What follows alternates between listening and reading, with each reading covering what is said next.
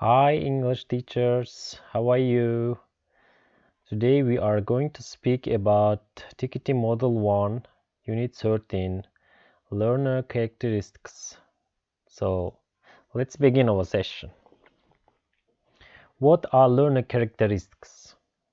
Learner characteristics include a learner's motivation, learning style, learning strategies, maturity, and past language learning experience. They are factors which influence learners' attitude to learning a language, how they learn it, how they respond to different teaching styles and approaches in the classroom, and how successful they are at learning a language. So, at first, let's speak about learning styles. So, learning styles are the ways in which a learner naturally prefers to take in, process, and remember information and skills.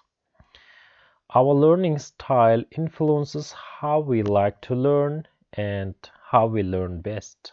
Experts have suggested several different ways of classifying learning styles. They relate to the physical sense we prefer to use to learn, our way of interacting with other people, and our style of thinking. Here are some commonly mentioned learning styles.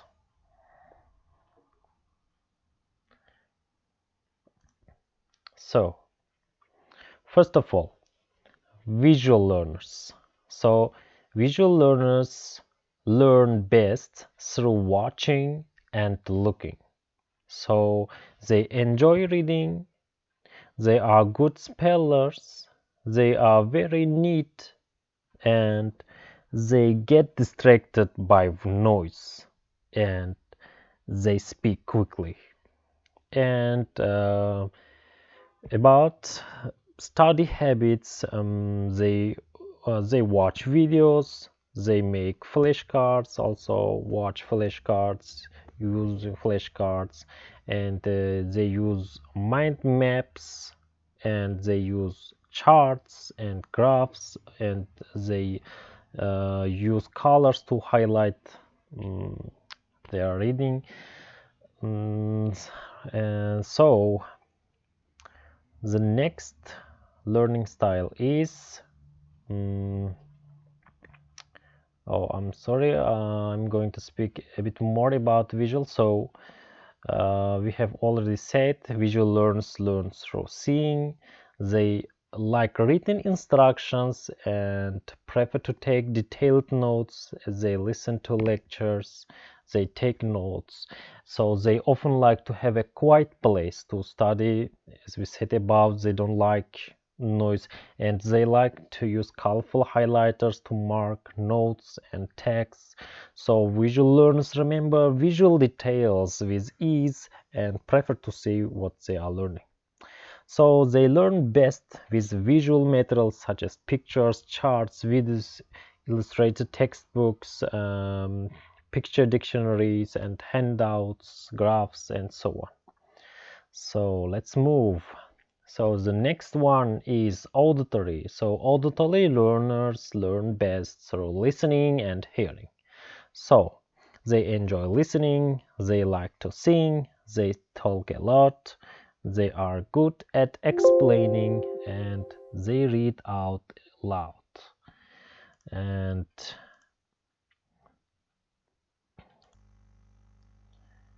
so, and when we speak about the study habits, they watch videos too, and they listen to music, they use songs to memorize, and they put things in your own words, um, and they study in quiet place too.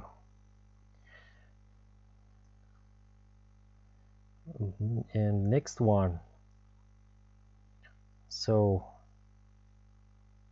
next one is kinesthetic learners. So kinesthetic learners learn best through being physical while moving or touching things.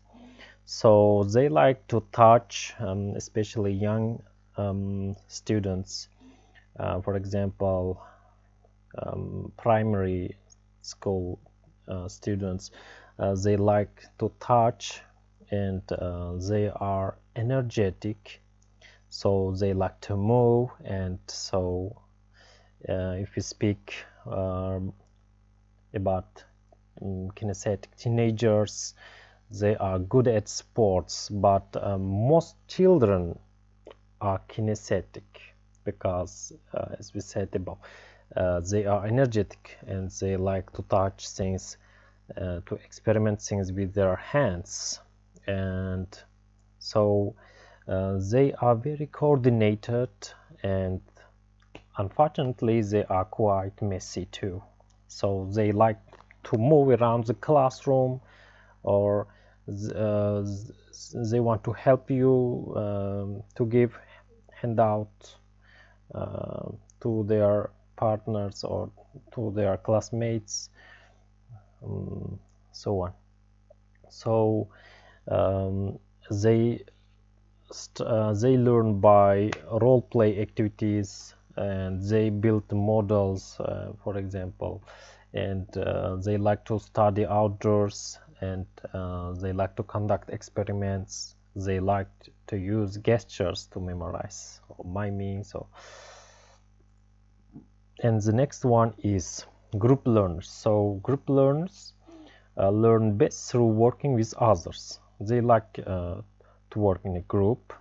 And the next one is individual learners. So individual learners learn best through working alone. They intrapersonal.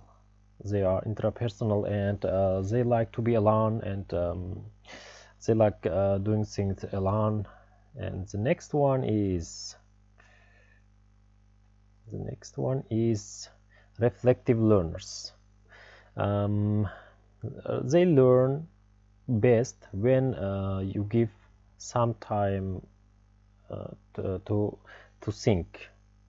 So when you teach them, first they need time to think, and to realize, to reflect ideas. So they are reflective learning. The next one is impulsive learners. So impulsive learners learn best when they are able to respond immediately. So impulsive learners are the opposite of reflective learners. So when we speak about reflective learners, they need time to process information at a low speed and with high accuracy, and they avoid risks and guessing. But impulsive learners are opposite. They process material at a high speed with low accuracy. They like taking risks, and they like to guess things. So the next one is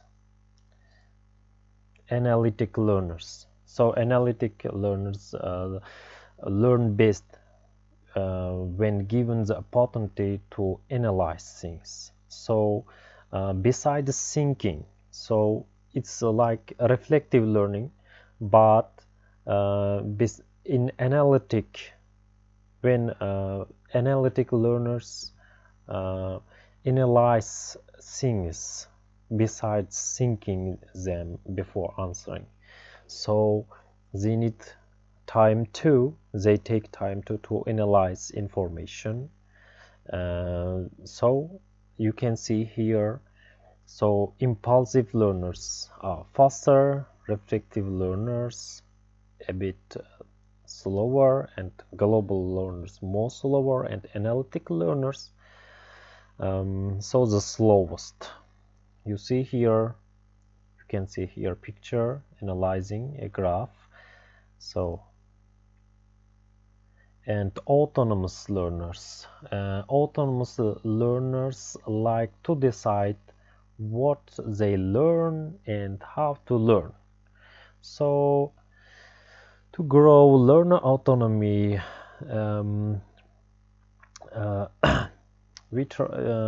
so they should To be autonomous learners, our students should be self-motivated, they should be critically reflective, independent, self-directed, and collaborative. They should be self-aware, and they should be highly developed decision making. They should have highly developed decision making skills. So I think it is the last one, and you can see the whole here, the whole table here, and you can pause the video and you can read if you want. So let's go on. The next one is, so next effect to learning characteristics is learning strategies. So learning strategies are the ways that learners choose and use to learn a language. It's not about physical ability or choosing physical sense to learn. It's not strategy, it's learning style. So I want you to distinguish learning strategies and learning styles. Learning strategies are like ways to learn, not using our human body. It's not connected with our body, but learning strategies are connected with our body. And for example, we can be visual learner or auditory learner or kinesthetic learner, but learning strategies are not about that. So they include ways to help themselves identify what they need to learn, process, remember, and use new language. They are like methods to learn. Using the right strategy at the right time can help us learn the language better and can help to make us more able to learn without depending on the teacher, i.e. to become more independent or autonomous learners. Some examples of learning strategies, let's see. So, when learning a language, you can use following strategies. Repeating new words in your head until you remember them. So the next one, experimenting or taking risks by using just learned language in conversations. Like for example, in role play activities, students try to use new learned language. So the next one is asking the teacher or others to give you feedback on your language use. So you can give feedback to your peers. It's a kind of learning too. And the next one, deciding to use the foreign language as much as possible, e.g. by talking to tourists. So when you are walking in the street and you see a tourist, and you use this opportunity to develop your language.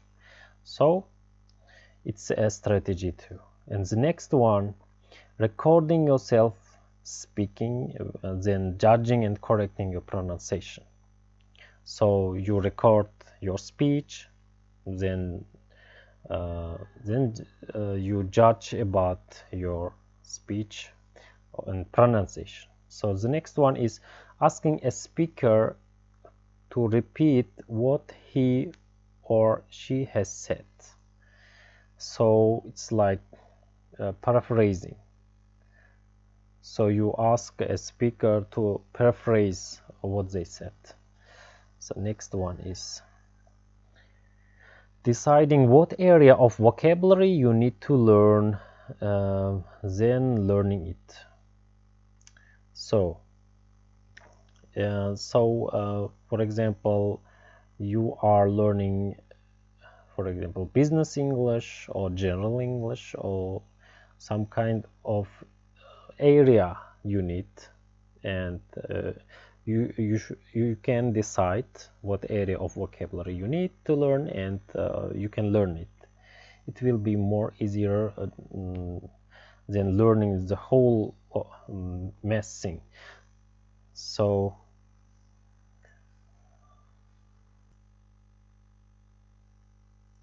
the next one is thinking about how to memorize all the new words you meet in each lesson.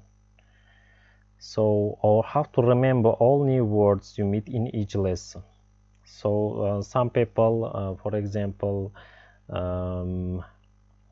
write down new words, in cards and stick them.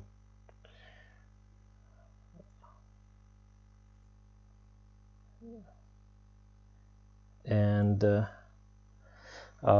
some learns maybe they categorize vocabulary they have learned, or they may separate them to lexical sets or so on. So next one is deciding how to write each new vocabulary item on a separate card and display it on your fridge. It's like this, as we said about for example, writing new words according to their pattern, or according to their lexical set, or maybe synonym, antonym. So this it's deciding how you put each item so to some kind of like shelf. So in the next, then the last one is paraphrasing. For example, you paraphrase new learned vocabulary. For example, you write definitions to the words or something. So the next effect to the learning characteristics is maturity. So maturity involves becoming grown up physically, mentally, and emotionally. So maturity is not it's not just being grown up physically.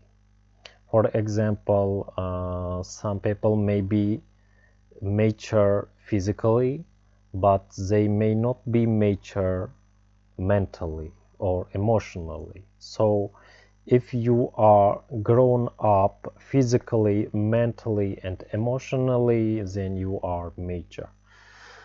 So children, teenagers, and adults have different levels of maturity, which means they learn in different ways. Here are some of the main differences in maturity that influence language learning. Let's see them. So, children, teenagers, and adults about learning language. So, children, they like to move, and teenagers, they are starting to keep still for longer periods, but they still need to move. And adults are able to keep still for longer periods. So it's about physical moving. So the next one about concentration. So children can concentrate for shorter period. We say short attention span. So they have children have short attention spans, and teenagers they are developing concentration, and so their attention span is a bit longer than children. So, and adults, they can concentrate for longer periods. And so the next one. So children earn through experience and doing. And teenagers, they are beginning to learn in abstract ways, for example, through thinking as well as experiencing. And adults, they can learn in more abstract ways. For example, let's speak about tense, language tense. So children, you speak the language tense and abstract things, and they don't understand. They learn by experiencing new language or doing things. And teenagers, teenagers may understand some abstract things, but not too difficult things. But adults can learn more abstract things. So next one. Children are not very able to control and plan their own behavior. So they are very emotional, this means. And teenagers, they can control and plan their own behavior, for example, somehow. So they are beginning to control. And next one, so adults, they usually able to control and plan their own behavior. So let's continue. So children, about making mistakes, children aren't afraid of making mistakes or taking risks. And teenagers may worry about what others think of them, so they can be a bit shy according to their grade.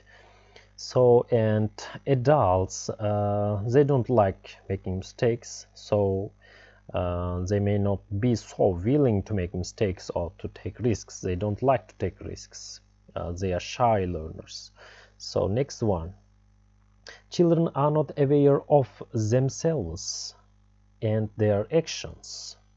And teenagers, they are sometimes uncomfortably aware of themselves or their actions. So they have begun to think about their actions and what others think about themselves. And adults are aware of themselves, so or their actions, so they are shy. They are very, how can I say?